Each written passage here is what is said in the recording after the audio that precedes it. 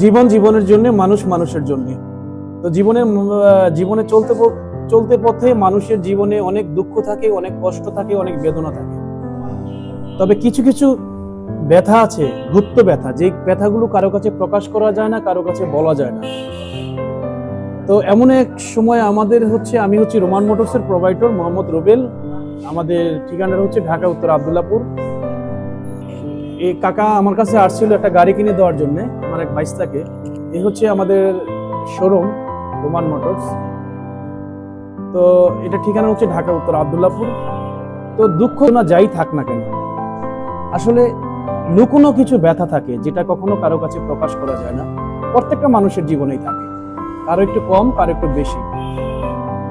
তো এর জন্য হচ্ছিল যে আমি এই চাচা আসছে, দেখলাম ক্লান্ত ফেস, ওনার মুখটা একটু খুব গম্ভীর। আমি জিজ্ঞেস করলাম, কাকা আপনার মনটা খারাপ কেন? কাকা আমার কাছে কিছু কথা শেয়ার করতে চাচ্ছে যে বাবা আমি একটু আপনার কাছে শেয়ার করি, আমার জীবনে অনেক দুঃখ আছে, কষ্ট আছে, আমি শেয়ার করি। তো শুনি কাকার কাছে যে কাকার কি হয়েছে। কাকা আপনার দেশের বাড়ি কোথায়? নরসিংদী কোথায়? নরসিংদী রায়পুরা থানা। আসলে উন্নত দেশের লোকই আপনি। নরসিংদী তো এখন আসলে কোনো জায়গায় যে ডেভেলপ হয় না, এরকম জায়গা খুব কমই আছে। রাস্তাঘাট সবকিছু ভালো, পরিবেশ ভালো, মানুষের ইনকাম সোর্স ভালো। তো আপনার ছেলে মেয়ে কয়জন? একটা ছেলে একটা মেয়ে। একটা ছেলে একটা মেয়ে। মেয়ে কি বিয়ে শাদী দিয়ে দিয়েছেন? মেয়ে বিয়ে দিয়েছে। মেয়ে বিয়ে দিয়ে দিয়েছেন। কোথায় বিয়ে দিয়েছেন? ভৈরব। ভালো আছে তো না? আলহামদুলিল্লাহ। মেয়ে যখন ভালো আছে, মেয়েকে সবসময় বলবেন স্বামীর সাথে যেন ভালো আচরণ করে, শ্বশুর শাশুড়ির তার সাথে যেন ভালো আচরণ করে। যে মেয়ে নিজে আপনার পরিবার, আপনার ফ্যামিলি থেকে চলে যখন নাকি অন্য একটা ফ্যামিলিতে যোগদান করে, তখন সেই মেয়ে যদি তার পরিবারকে নিজের আপন মনে করে নেয়, স্বামীকে আপন মনে করে নেয়, শ্বশুর শাশুড়িকে আপন মনে করে নেয়, এবং কি ননদ যাকে বলে বা দেবর যাদেরকে বলে, পুরো ফ্যামিলিটাকে যদি নিজের মতো করে নিতে পারে, তাহলে সেই সংসারে আলহামদুলিল্লাহ সুখ আসবেই আসবে। আর যদি নিজের না করে নিতে পারে, তাহলে মনে করেন সেখানে অশান্তির আগুন জ্বলে যাবে। আসলে প্রত্যেকটা মানুষের কাছ থেকে ভালোবাসা তখনই অর্জন করতে পারে যখন তার মুখের আচরণ, ব্যবহার, হাসি খুশি ভাবে সে কথাবার্তা বলে, তখনই ভালো আচরণ হয়। যাই হোক, অনেক কথা বললাম। আপনি টঙ্গীতে ব্যবসা বাণিজ্য করতেন আগে? উত্তরায় আপনার রায়পুরাতে ব্যবসা বাণিজ্য করতেন। যে কোনো কারণে মেয়েকে বিয়ে শাদী দিয়ে এখন আপনি একটু নিঃস্ব অবস্থায় আছেন। এখন ছেলের অধীনে ছিলেন। কি হয়েছে এখন? ছেলের সাথে কি হয়েছে? ছেলের সাথে হয়েছে মনে করেন আপনার পরে আমি ছোটতে বড় করেছি। অবশ্যই আপনার সন্তান ছোট থেকে তো পেলে আপনি বড় করবেন, এটাই বাস্তবতা। আমি ওরে চাকরি শিখেলাম, লেখাপড়া করালাম। অবস্থা কাইলে মনে করেন আমি পোলামানের সাথে দুষ্টামি করে আমার ছেলের ওরা 20-30 হাজার টাকা নিয়ে আমি শেষ করেছি। ওই যে কোনো কারণে 20-30 হাজার টাকা আপনার ছেলের কাছে নিয়ে খরচ করছেন, যে কোনো কাজে হয়। হ্যাঁ, এই টাকাটা নিয়ে খরচ করার পরে আজ থেকে বড় 10 মাস ধরে ঘর থেকে বাইরে করে দিয়েছে। ছেলে বের করে দিছে? আহা, দুঃখজনক ঘটনা। ওই ছেলে আমি এখন বর্তমান রাস্তায় কাম দিয়ে আর বসি। কতদিন যাবত আপনি বাইরে আছেন? 10 মাস। 10 মাস যাবত আপনি আপনার নিজের দেশ ছেড়ে অন্য একটা জেলায়, টঙ্গী জেলায় আপনি বসবাস করতেছেন, আরিসপুরে, তাই তো? এখন আপনি এখানে খুব জীবনযাপন আপনার খুব কষ্টে চলতেছে, কিন্তু আপনার সন্তান, একটা মাত্র সন্তান, আপনার কোনো খোঁজ খবর নিচ্ছে না। দেখেন ভিউয়ার্স, আপনাদেরকে বলি একটা জিনিস বলি, আমি সবসময় আমার ভিডিওতে আমি বলি যে যদি আপনি জান্নাত পেতে চান, তাহলে অবশ্যই আপনার বাবা এবং আমার গর্ভধারিণী মা, তাকে আপনার ভালোবাসতে হবে। আপনার কি ওয়াইফ বেঁচে আছে না বেঁচে নেই? ওয়াইফ বেঁচে আছে। ওয়াইফকে কি খাওয়াচ্ছে? আপনার ছেলে খাওয়াচ্ছে, দেখতেছে ছেলে খাওয়াইতেছে, কিন্তু বাবাকে দূরে ঠেলে দিছে। এই যে দুটো জন্মদাতা পিতা ছোট থেকে মাঠে ঘাটে অনেক কষ্ট পরিশ্রম করে একটা সন্তানকে লেখাপড়া করায় বড় করে, যখন সেই ছেলেটা কামাই সুদ হয়, বাবা যখন বৃদ্ধ হয়ে যায়, যখন এই বাসা থেকে বের করে দেওয়া হয়, 10 মাস বাবা যখন রাস্তায় রাস্তায় ঘুরে, খাবারের জন্য ঘুরে, কাজের জন্য ঘুরে, এর থেকে দুঃখের যন্ত্রণার এই পৃথিবীতে আর কিছু হইতে পারে না। বাবা কাঁদবেন না। আপনি কাঁদছেন কেন? আপনার ভাগ্যে যা লেখা আছে তাই হবে, আপনার কাঁদার কোনো কিছু নেই। বিষয় হচ্ছে ভিউয়ার্স, আমি একটা জিনিস আপনাদেরকে বলতে চাই, এবং যারাই সন্তান যারা আছেন, আমি আপনাদেরকে বলতে চাই, বাবা মানে হচ্ছে কি জানেন? বাবা হচ্ছে দুনিয়ার স্বর্গ, দুনিয়ার তাজ। এই স্বর্গর থেকে যে ভালোবাসা আদায় করে নিতে না পারবে, সে খোদার কাছ থেকেও ভালোবাসা আদায় করে নিতে পারবে না। বাবা ভুল করতেই পারে। আপনি যখন ছোট ছিলেন, আপনি যখন বাচ্চা ছিলেন, আপনি বাবা মার কাছে অনেক ভুল করছেন, অনেক ত্রুটি করছেন, অনেক অন্যায় করছেন। বাবা মা আপনাকে শাসন করছে, অনেক সময় বুকে জড়ায় নিছে, নিজে কাপড় না কিনে, নিজে লুঙ্গি না কিনে, নিজে জুতা না কিনে সন্তানের জন্য কিনে দিয়েছে।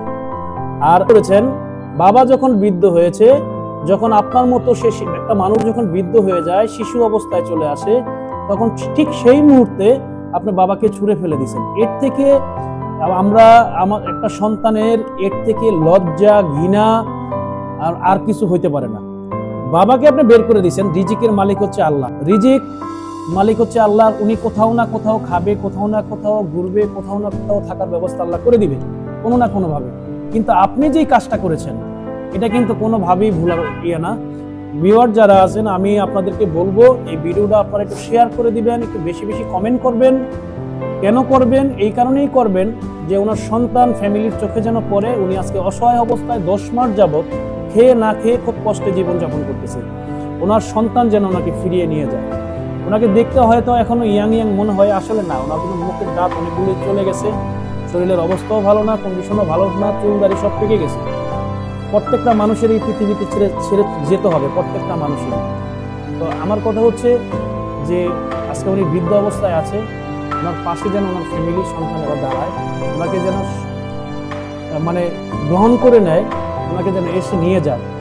তো আপনার শোনেন, আমি আপনাকে একটা কথা বলি, আপনি এগুলো নিয়ে সন্তানকে অভিশাপ দিবেন না, কখনোই সন্তানকে অভিশাপ দিবেন না।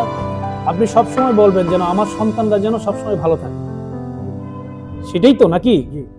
কষ্ট রাখবেন না, চোখের পানি জড়াবেন না। চোখে আপনি যদি কষ্ট প্রকাশ নাও করেন, যদি আপনার চোখের পানি জড়ে, এটা কিন্তু অভিশাপ লেগে যাবে। জিনিসটা কি বুঝাইতে পারলাম আপনাকে? তো আপনি আর কিছু বলবেন? আপনার কিছু বলার আছে সন্তানের উদ্দেশ্যে? আর কিছু বলবেন?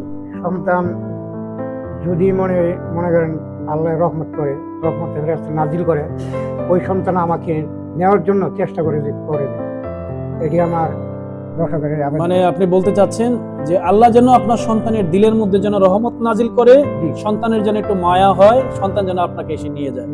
দেখেন, একটা সন্তান, যখন নাকি একটা ছেলে একটা মেয়ে ওনার, একটা সন্তান যখন বাড়ি থেকে বের করে দেয়, 10 মাস বাইরে ঘুরে থাকার পরেও বাবা বলে যে আমার সন্তানের যেন দিলের মধ্যে একটু রহমত হয়, সে যেন এসে আমাকে যেন নিয়ে যায়।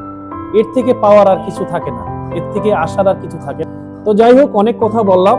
আপনি দর্শকের উদ্দেশ্যে কিছু বলতে চাইলে বলতে পারেন। কিছু বলার নাই। আসলে মানুষের হচ্ছে কি, যখন অতিরিক্ত দুঃখে থাকে, কষ্ট থাকে, বাকশক্তি হারায় ফেলে, বাকশক্তি থাকে না।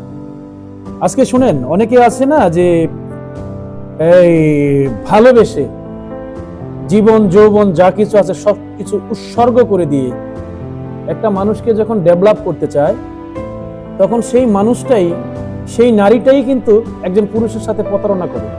যখন সে দেখে যে যেই পুরুষের সাথে আমি জীবনযাপন, আমার জীবন কাটাচ্ছি, তার থেকে ভালো একটা পুরুষ যখন সে পেয়ে যায়, তখন কিন্তু তার কাছে ডাইভার্ট হয়ে অন্য জায়গায় চলে যায়।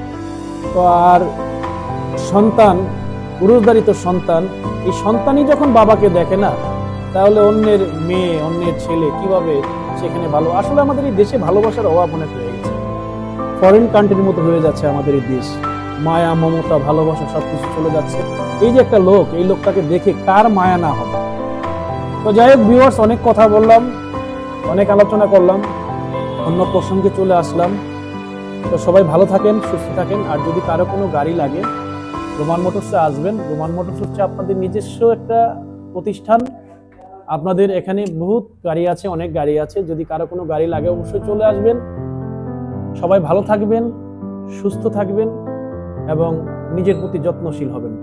আসসালামু আলাইকুম রহমতুল্লাহি ওয়া বারাকাতুহু।